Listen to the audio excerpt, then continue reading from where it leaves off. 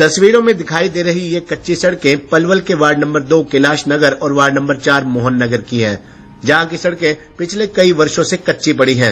बरसात के मौसम में इन सड़कों पर पानी भर जाता है, जिसके चलते यहां से गुजरते समय लोगों को भारी परेशानियों का सामना करना पड़ता है। यहां से गुजरते समय लोग कई बार गिरकर चोटिल भी हो जाते हैं। सबसे ज्यादा परेशानी स्कूली बच्चों को यहां से होकर गुजरने में उठानी पड़ती है।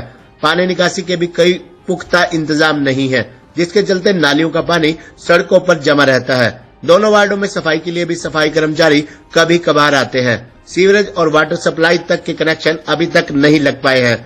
लोगों का कहना है कि चाहे कांग्रेस सरकार पिछले कई वर्षों से सत्ता में रही या फिर अब भाजपा सरकार सत्ता पर राज कर रही है, चुनाव के समय में नेताओं को वोट के लिए यहाँ तो लोगों की याद आ जाती है और उस समय वही लोगों को झूठे आश्वासन देकर वोट भी ले जाते हैं, लेकिन चुनाव जीतने के बाद यहाँ के लोगों को वे भूल जाते हैं। लोगों का कहना है कि कहने को वार्ड नंबर 2 और 4 शहर में आता है, लेकिन असल में यहाँ के हालात गांव से भी बदतर है। लोगों का कहना है कि वह इन समस्याओं को लेकर कई बार पार्षद, पलवल विधायक को और नगर परिषद के आला अधिकारियों से मिल चुके हैं, लेकिन कोई उनकी सुनवाई करने तक को तैयार नहीं है।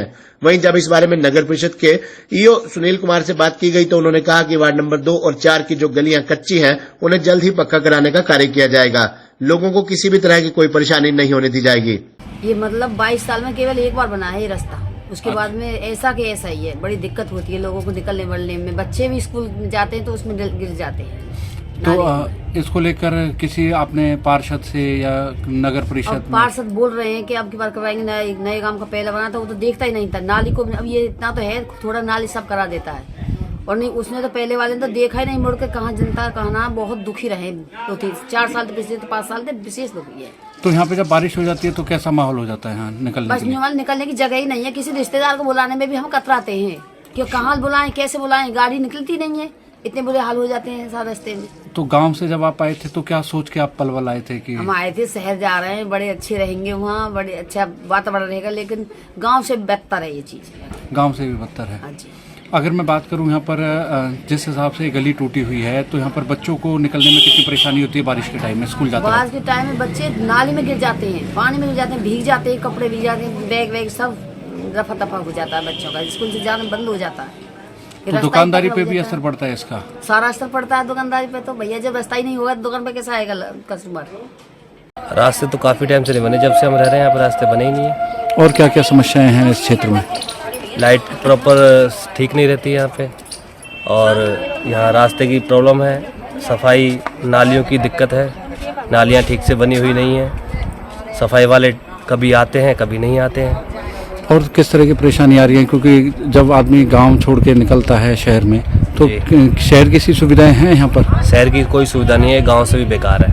और जब यहाँ बारिश हो जाती है तो किस तरह का माहौल? निकल नहीं सकते बच्चे, स्कूल नहीं जा सकते पढ़ने के लिए, और बच्चे निकल ही नहीं सकते। ना स्कूल है यहाँ पे, ना कहीं पे स्कूल है। वहाँ पे तो काफ़ी गवर्नमेंट स्कूल तो है, लेकिन वहाँ पे जो रास्ते जाने आने के लिए प्रॉब्लम है। और यहाँ पे जो है पार्क है वहाँ पे पहली तरफ, लेकिन अभी उसमें काम चल रहा है प्रॉपर, वो ठीक नहीं है। पानी की टंकी लगी हुई है लेकिन सप्लाई अभी चालू नहीं है, सीवर लाइन चालू नहीं है। तो पार्षद क्या कहते हैं यहाँ के जो पहले पार्षद थे और जो अब बने? जो पार्षद जी है वो कह रहे हैं काम चल रहा है, काम चल रहा है। और जो पहले थे उन्होंने कुछ किया ही नहीं।